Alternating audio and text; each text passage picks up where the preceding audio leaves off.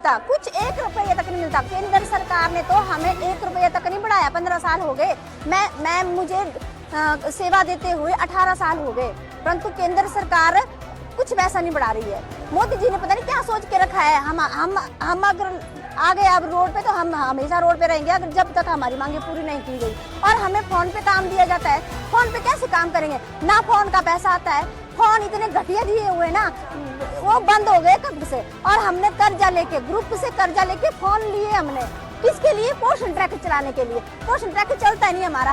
रोज बोलते हैं उसको ओपन करो जी, इसको ऐसा करो जी, ऐसा करो जी। नई ऐप देते हैं, नया वर्जन आता है, कैसे करें हम? हमारे पास ना तो कोई पैसा आता है फोन का और ना तो हमें नए फोन आते हैं। हमें कोई ट्रेनिंग वगैरह दी गई है? कुछ ट्रेनिंग नहीं देते, ना ट्रेनिंग देते हमें। पता क्या करते हैं? वीडियो बना के भेज देते हैं, भाई इस वीडियो को देखो और अगला काम करें। ना तो हमें कोई ट्रेनिंग दी जाती है और ना तो हमें फोन दिए जाते हैं। हम 5-6 साल हो गए हमें नया फोन दो, 4G फोन, 5G फोन दो हमें, जिससे हमारा काम चल सके। परंतु सरकार के कानों में जू ही नहीं रेंगती। हमें ना फोन दे रही है, बोलते हैं फोन पे काम करो तो फोन खराब है तो किस पे काम करेंगे?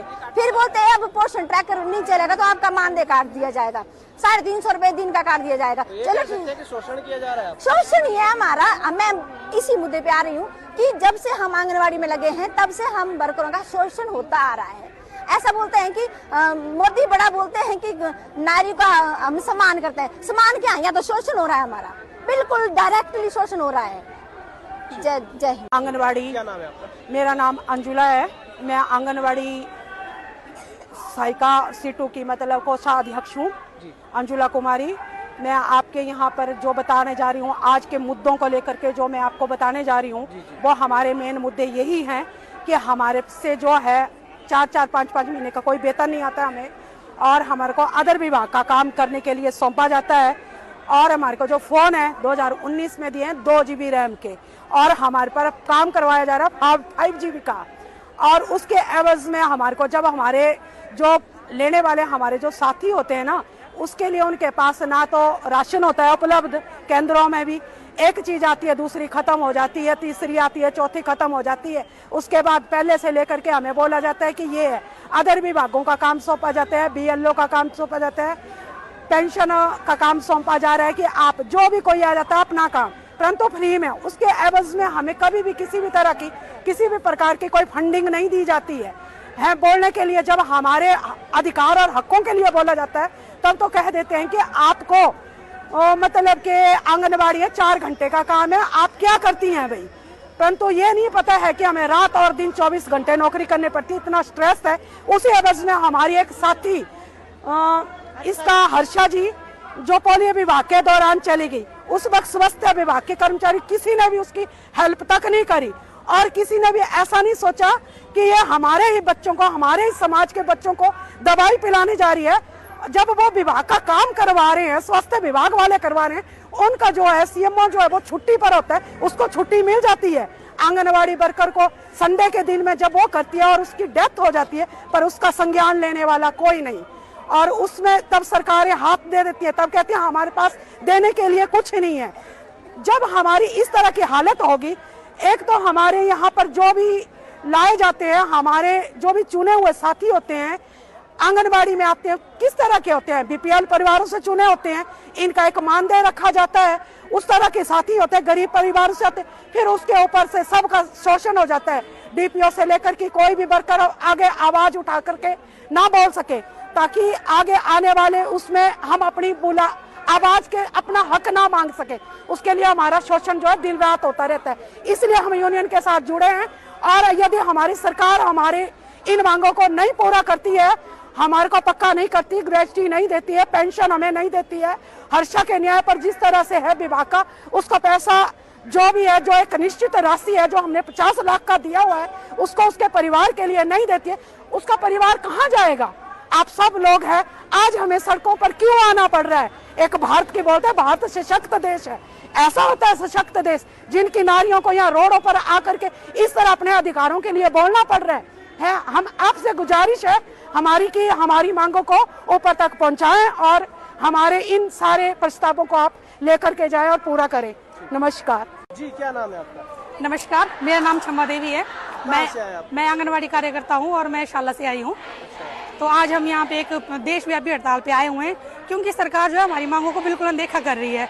एक आंगनवाड़ी वर्कर है जो 30-35 साल 40 साल काम करती है, लेकिन उसको जब रिटायरमेंट होती है तो सिर्फ एक रिटायरमेंट लेटर के अलावा उसे कुछ भी नहीं दिया जाता है। यहाँ तक कि ऑफिस से उसको चाय तक भी नहीं पूछी जाती है। तो ये सबसे बड़ी विडंबना है कि आंगनवाड़ी वर्कर के हेल्पर पूरी जिंदगी अपने देश के बच्चों के लिए लगा देती है, अपने घर में गांव में महिलाओं को इतना पोषण देती है, उनको इतनी सहायता देती है, जानकारी देती है, लेकिन जब उसकी खुद की बारी आती है तो वो क्या होती है, खुद कुपोषित हो जाती है और उसको जो मानदेय मिलता है वो सिर्फ 10,500 एक आंगनवाड़ी वर्कर को मिल रहा है और 58 एक हेल्पर को मिल रहा है। आप सोचिए, इतना महंगाई का जमाना है, हल्दी आज 60 रुपए 70 रुपए की एक पैकेट मिलता है 200 ग्राम का, तो अगर हफ्ते में 4 लग रहे हैं तो उसका कितना खर्चा हो रहा है। अब सरकार बिल्कुल भी आंगनवाड़ी वर्कर हेल्पर के बारे में नहीं सोच रही है। जो बजट अभी केंद्र सरकार का आया उसमें आंगनवाड़ी वर्कर का एक पैसा तक नहीं बढ़ाया गया है। और मैं 16 साल से आंगनवाड़ी वर्कर हूँ। आंगनवाड़ी वर्कर को 5 साल 10 साल के बाद 30 रुपए और 61 रुपए जो है वो मानदेय में बढ़ोतरी होती थी केंद्र सरकार की तरफ से, लेकिन पिछले 14 सालों से वो भी हमें नहीं दिया जा रहा है। इसका मतलब क्या समझे कि केंद्र सरकार जो हमें 31 रुपए और 63 रुपए दे रही थी उसको भी वापस ले लिया है, वो हमें नहीं मिल रहा है। और हमारी जो मांगे हैं क्या, हम सिर्फ इतनी मांग कर रहे हैं जो आंगनवाड़ी वर्कर हेल्पर है उनको आप रेगुलर करो, पक्का करो। क्यों? जैसे और विभागों में कर्मचारी काम कर रहे हैं वैसे ही एक आंगनवाड़ी वर्कर भी काम कर रही है। वो भी सुबह अपने बच्चों को, परिवार को, घर को छोड़ के, सभी कामों को छोड़ के 10 बजे आंगनवाड़ी के अंदर जाती है और 3 बजे तक पूरी ईमानदारी से और कर्तव्य से अपने सभी काम करती है, चाहे वो बच्चों का पोषण है, चाहे वो गर्भवती महिलाओं के लिए उसकी जो जानकारी है, या घर घर जाकर भी वो वहाँ पे उनको विजिट करती है और उसको हेल्थ से रिलेटेड, पोषण से संबंधित सभी जानकारी देती है। जब बारी आती मानदेय की तो सरकार क्या बोलती है कि इनको 10,500 बहुत है, इनकी मानदेय में कोई वृद्धि नहीं की जाएगी। और इसके साथ साथ मैं एक बात और बताना चाहती हूँ कि आंगनवाड़ी वर्कर के ऊपर काम का इतना प्रेशर डाला जाता है। बीएलओ की ड्यूटी वो एक आंगनवाड़ी वर्कर कर रही है, पेंशन का सर्वे वो एक आंगनवाड़ी वर्कर कर रही है, पंचायत का काम जो बीपीएल सर्वे वो भी एक आंगनवाड़ी वर्कर कर रही है। जब काम की बारी आती है तो राज्य सरकार हो, केंद्र सरकार हो, तो कौन वर्कर दिखता है?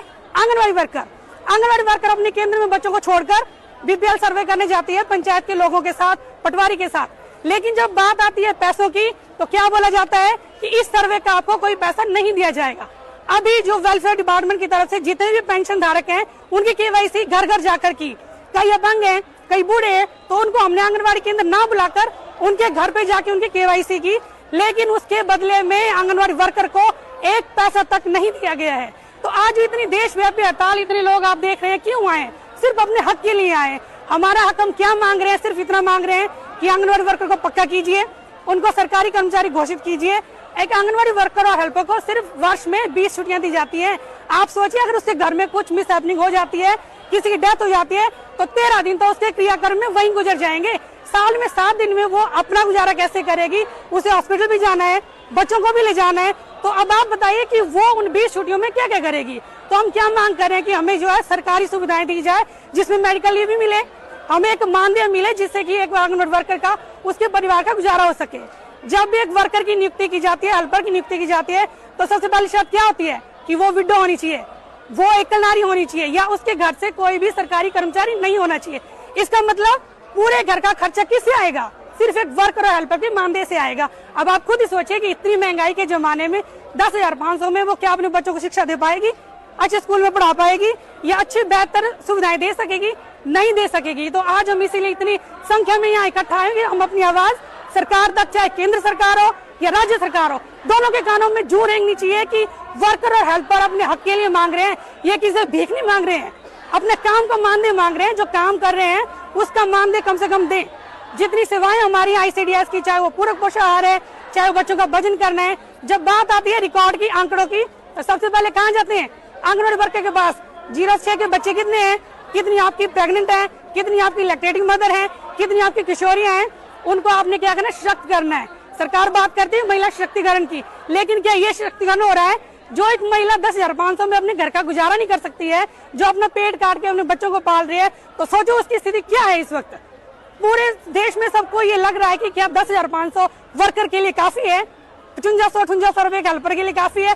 बिल्कुल नहीं काफी है। तो आज इस मंच के माध्यम से, इस देशव्यापी हड़ताल के माध्यम से हम सरकार को यही संदेश देना चाहते हैं कि आंगनवाड़ी वर्कर हेल्पर को पक्का करें, उन्हें सरकारी कर्मचारी घोषित करें, नहीं तो ये जो संघर्ष है, ये हड़ताल है, ये जारी रहेगी जब तक हमें हमारी जो मांगे हैं उनको पूरा नहीं किया जाता। धन्यवाद।